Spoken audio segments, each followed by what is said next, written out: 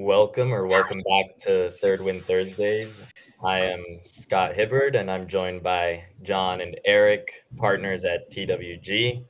This is episode number 3, April 6th, 2023. And let's get it started. So, first of all, Back at it. we always like to pull up receipts on this show. And You know why I'm celebrating, fellas? Go ahead, Scott. Go ahead. last week, John made some picks for the Final Four, and so did Eric. And John called the win by UConn over SDSU.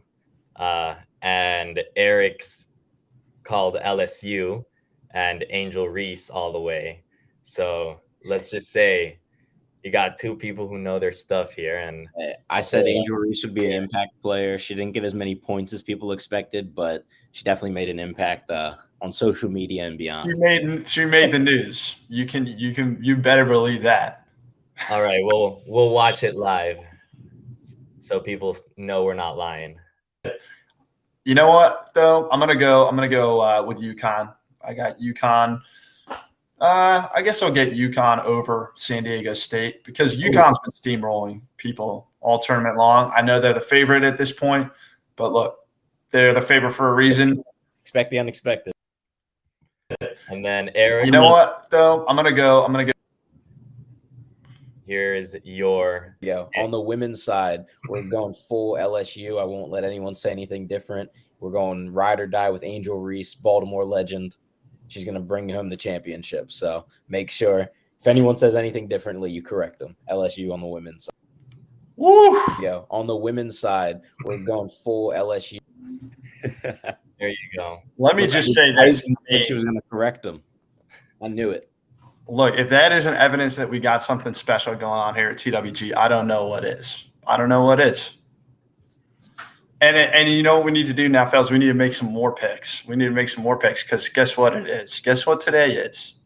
A tradition unlike any other, the Masters.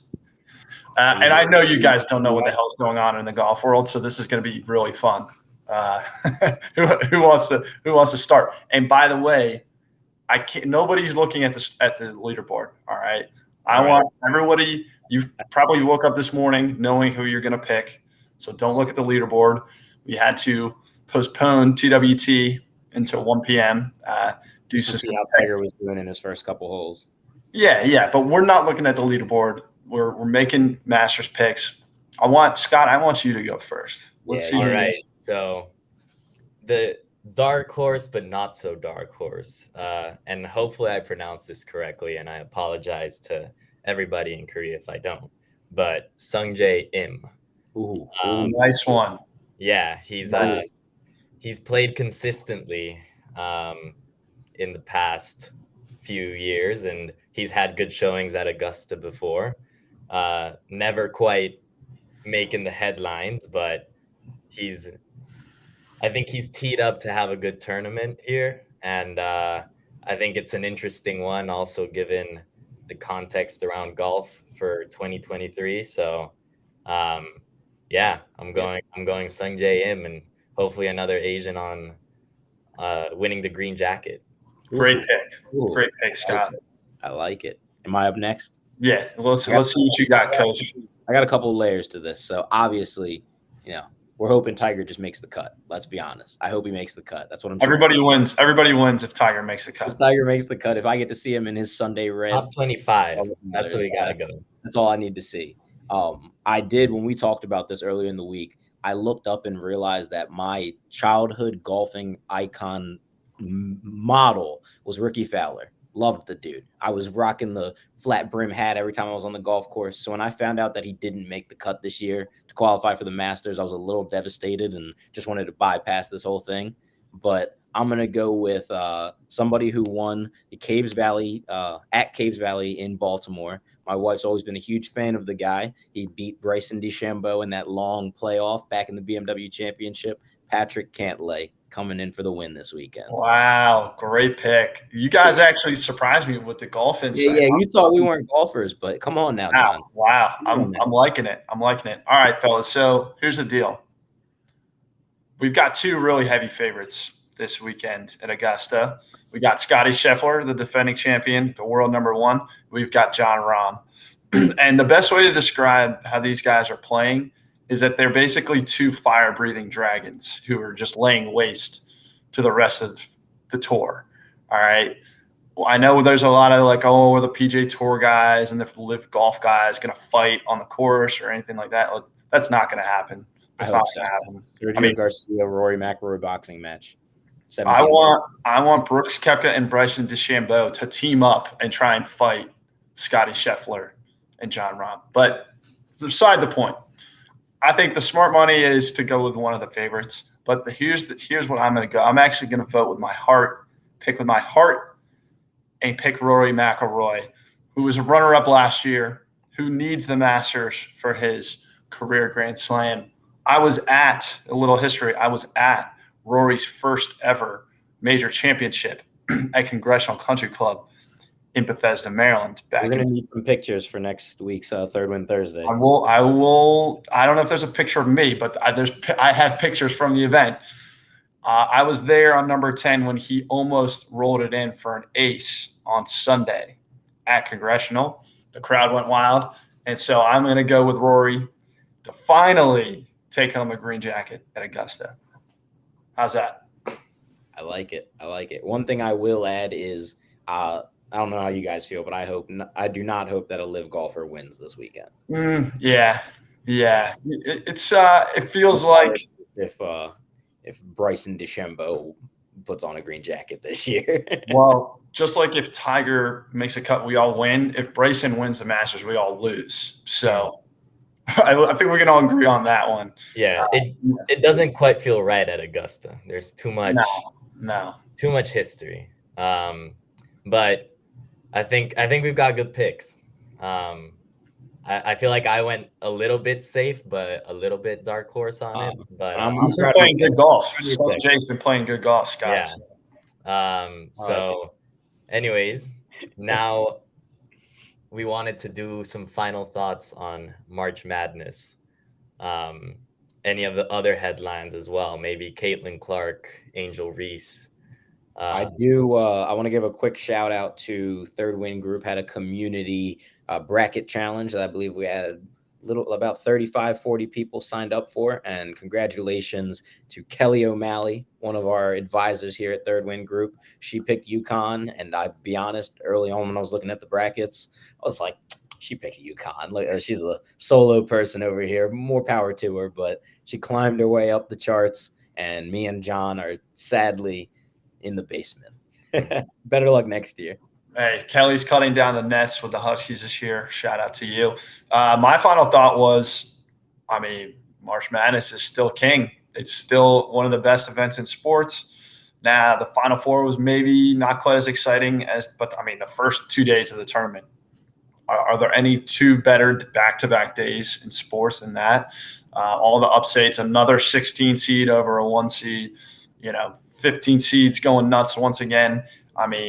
Just really, really good outcome for college basketball. Really good outcome for women's college basketball. The amount of viewership for that title game was way up.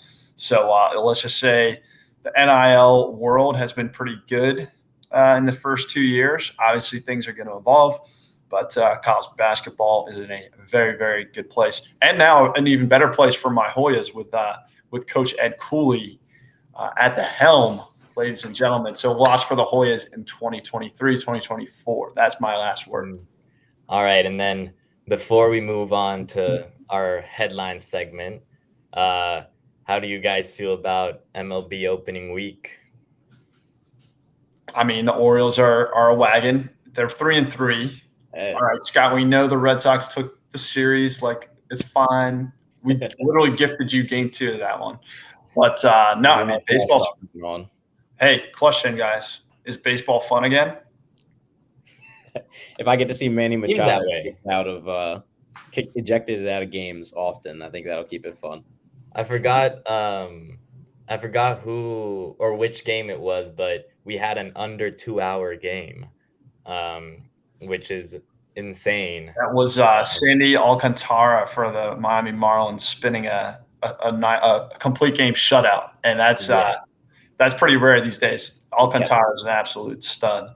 So yeah, I think everybody, at least from a fan perspective, everybody's enjoying the shorter game times, more action, more steals, more balls in play. I mean, everybody is still – all the teams are still trying to work towards power, like in their lineups, throughout their lineups. The O's do lead the league in home runs, by the way. Just flag that. Let me flag that for you guys. But, yeah, baseball's been fun. All in all, this season, I mean, look, from March Madness to the end of the Masters, one of the best sports seasons every single year. It's just this is the best time of year, fellas. NBA playoffs fast approaching. Yeah, we're on a roller coaster from now until basically the Super Bowl. And wait till we start getting John on a nice Tuesday afternoon Champions League semifinal. Exactly. Then he's not going to have any more article time to read. Hey, we should do that's for next week, but we're gonna do Champions League picks, John. Yeah. We're gonna make John see what you pull out the hat. I'll pick who I think is going to get relegated. How about that? You guys pick the champion. I'll pick who's going to get relegated. Fair enough. There we go. Fair enough. All right. Well, before we get into everything, let's start with the headlines. I feel like the first one's going to be pretty obvious, but yeah, feel free to share your thoughts. A lot of money getting moved around. So a lot of moves being made. Yeah, it's an interesting time, but the money keeps flowing. So, all right, ready? All right, let's see what you got for us, Scott. All right, for those listening, the headline is Vince McMahon agrees to sell WWE to Endeavor to form $21 billion plus live sports brand with the UFC. I've got to admit, I don't watch either the WWE or the UFC, but I do have comments on the business side. This is a ginormous deal. I mean, the consolidation of these two properties into one means that they basically feel like we're stronger together, right? And when you see the comments that Vince McMahon made, you see the comments that Ari Emanuel, CEO from Endeavor, who, by the way, did inspire Ari Gold from Entourage, for those of you who are a millennial like me. This is a massive deal. And, like, if you really think about it, why would they do something like this? I mean, basically it's all about negotiating broadcasting rights in my mind. It's like, all right, WWE, I think it's WWE's broadcasting rights are up next year, right? Mm-hmm. And, you know, they want more money, obviously. You never renegotiate a broadcast deal and ask for less money. You always ask for more money. And so they're trying to bundle together with the UFC and be one of the biggest entertainment properties in the world. So that's my take. What are your thoughts, Eric? It's just the market share that they have now as a unit together moving forward. I saw Vince McMahon actually rejoin the board of advisors just to take part in this negotiation. And he's like, look, there's some big money thrown around. I'm not just going to let everybody else handle the negotiations. I'm going to make sure I'm there. But something that was really interesting to me was all the different ownership groups that put in bids that were interested in buying into this. And one, as a F1 fan, I saw Liberty Media put a bid in. And when you talk about spending billions of dollars on sports and entertainment to try to capture audiences, Liberty Media has done that over the past few years with F1. And now for them to try to do it with WWE and UFC, I think if they would have won the bid, there would have just been some massive UFC WWE event in Vegas the same weekend as F1. And I'm sure their accountants are probably happy that they didn't win that bid, but man, they probably wanted it. So shout out to Endeavor. They must have greased the pockets in a nice way. Kings stay kings, right? I mean, look, and from an entertainment standpoint, watch these two franchises start to have their talent crossover, right? Yeah. Like, people always say WWE is fake, and yeah, I mean, look, it's fake. But then you could envision certain WWE wrestlers, right, converting into Ultimate Fighters to prove their true, fighting chops. And it's all about story. It's all about, I think these two franchises have incredibly passionate and emotionally invested fan bases. And so, this is going to be an absolute juggernaut once the deal goes through. Yeah, and you mentioned Ari Gold, John, and he's actually I think he's set to be CEO alongside Vince McMahon for the new. Yeah, well, here's the deal. Here's how I read it: was Endeavor facilitated the deal. They're going to own both of these entities, but then they're going to spin it off to become its own separate public company.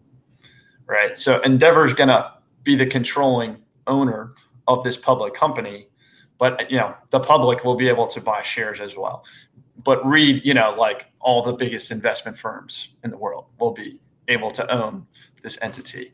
I don't know how much you and I will be able to, the three of us will be able to own this entity, but it is what it is. What do you got for us next, Scott? All right. There you go. Yeah, more money. More deals. All right. So for the listener, the NFL owners reportedly want to open doors to private equity. And the sub-headline reads, some NFL owners are keen to allow private equity firms to purchase minority stakes in teams. The change in ownership rules could take place next year. All right, Eric, you're the accountant among the two of us. Why is the NFL doing this? Because they're watching every other sports league and all these teams get bought out by private equity firms and being funded globally by these massive conglomerates that the NFL is like, wait a second, we need our piece of the pie.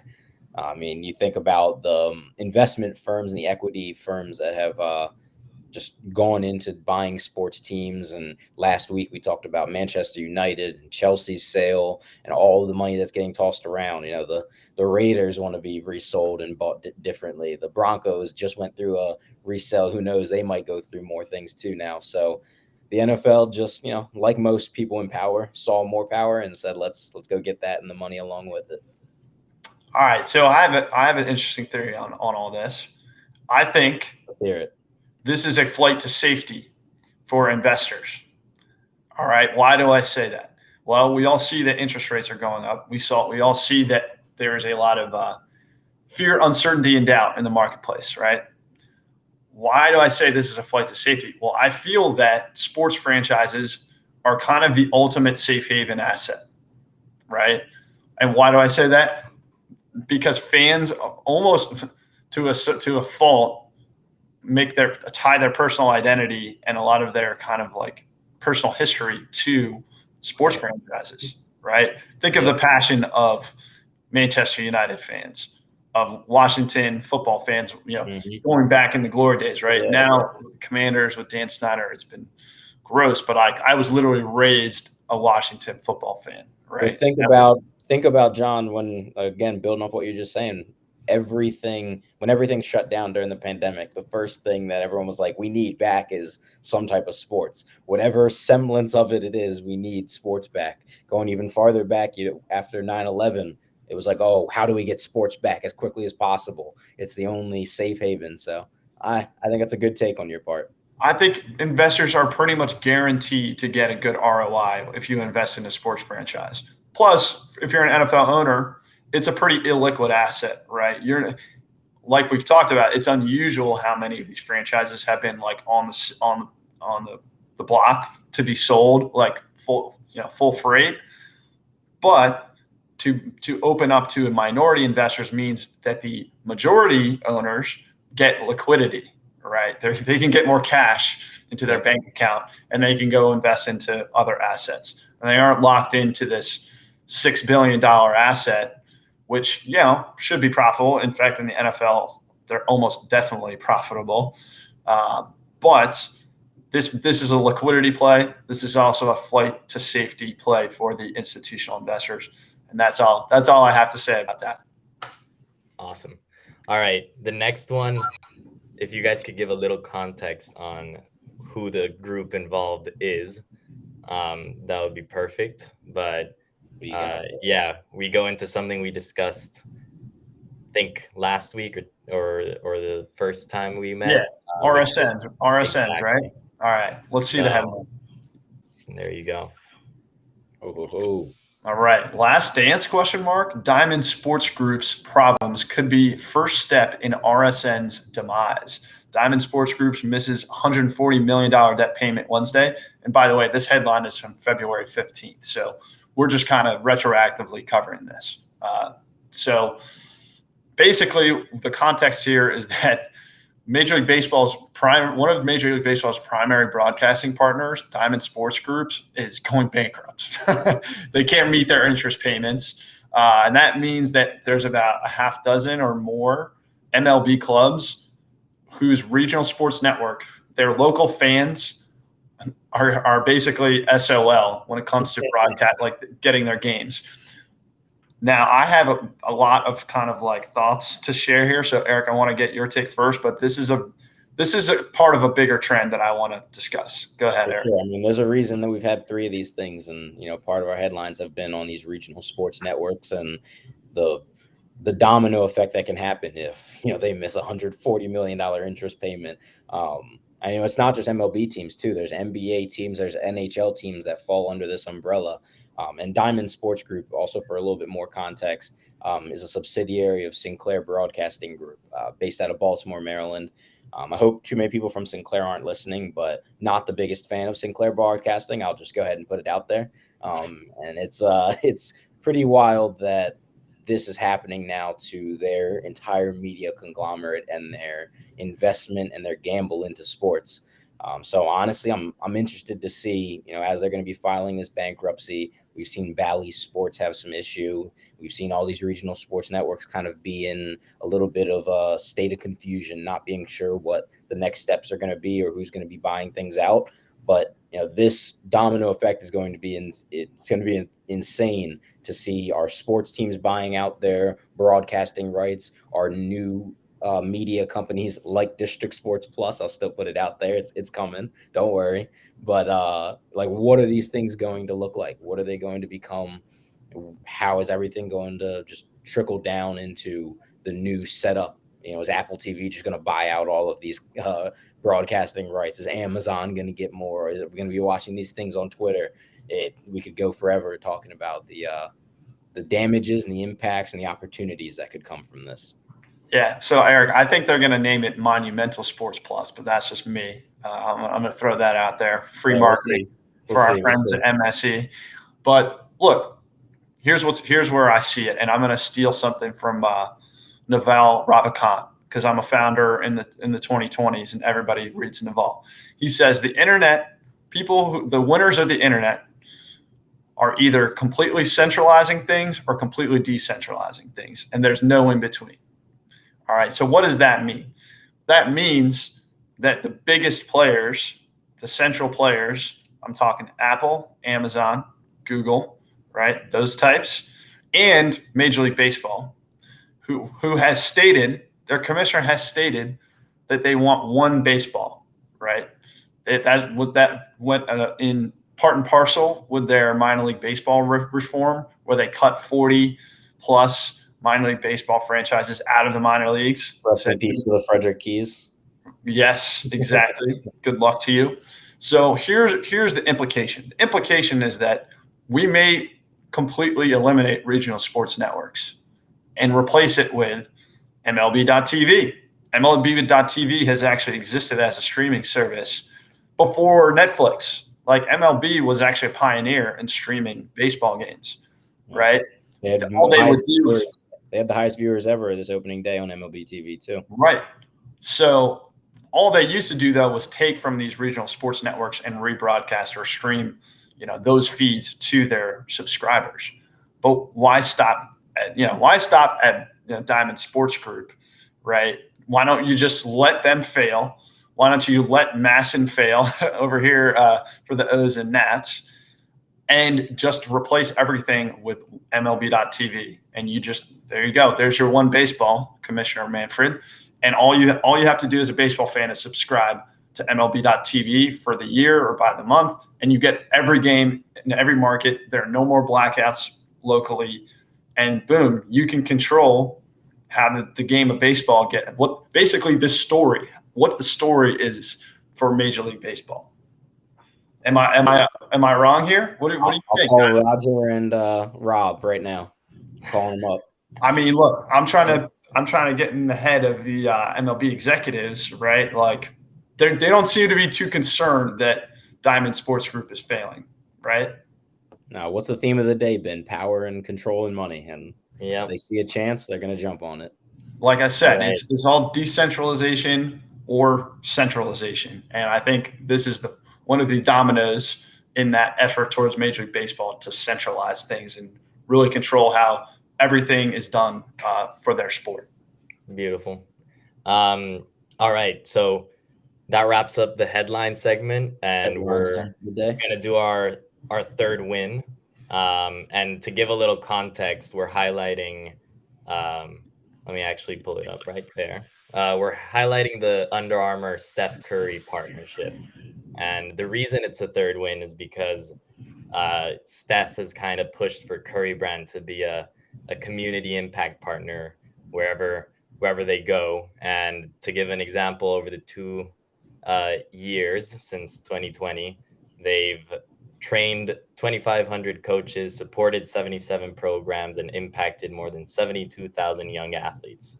And this is from the article. And they're on track to renovate 20 safe places to play and impact about 100,000 youth by 2025. Now, I'll hand it over to you guys. The two main areas that they focus on is the Bay Area, obviously for Golden State, and the lovely greatest city in America, Baltimore, Maryland. But I mean, again, every week, guys, we're going to highlight a third win that we think out there is, gets credit for being exactly what we strive to do with our clients and in our communities, and with the people that we work with. So this obviously coming from Under Armour, seeing Steph want to step up and do more than just show up at the events that they ask him to, for him to take on the role as president, for him to take on more and more responsibilities. And you're starting to see, not that Steph is going to retire anytime soon, but you're starting to see him really think about what's next. We've seen LeBron and his investments. Now you're seeing it with Steph, and you're going to be seeing it with a lot more athletes as they start to wind down their careers. You're going to start to see a lot more interest in things that they want to get involved in post-playing. So more power to you, Steph. More power to you, Under Armour.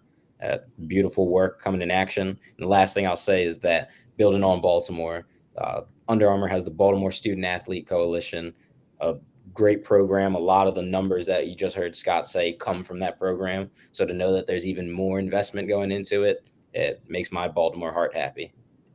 Yeah, no, definitely, Eric. And look, if I were to give a young athlete a blueprint for who to emulate, right? Who is doing it the right way? Like, who is leveraging their platform for good in sports? It's Stephen Curry and it's LeBron James, right? And I'll throw Naomi Osaka in there, Serena Williams as well. But since we're talking about Steph and Under Armour, I mean, this is quintessential 3-win sponsorship, right? I wrote this book in 2019, right? You guys might have heard of it. I then started the business, Third Win Group, to talk about the possibilities of leveraging sports marketing for the greater good, right? And literally using marketing resources to invest it back into communities that need investment, that need more resources, that need more access.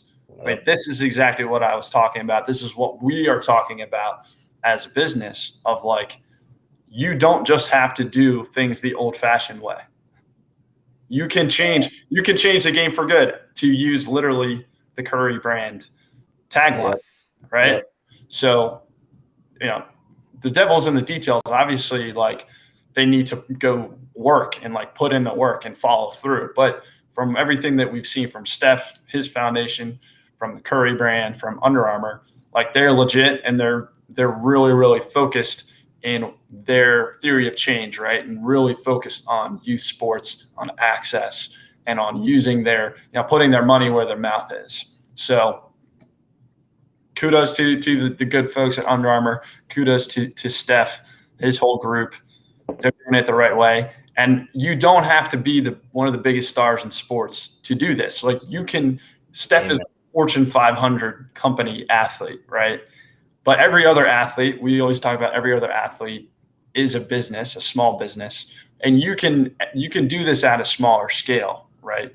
You don't have to have all this kind of resource and this type of attention to make an impact. You could just do some small things where you live and where you play to emulate a leader like Steph Curry.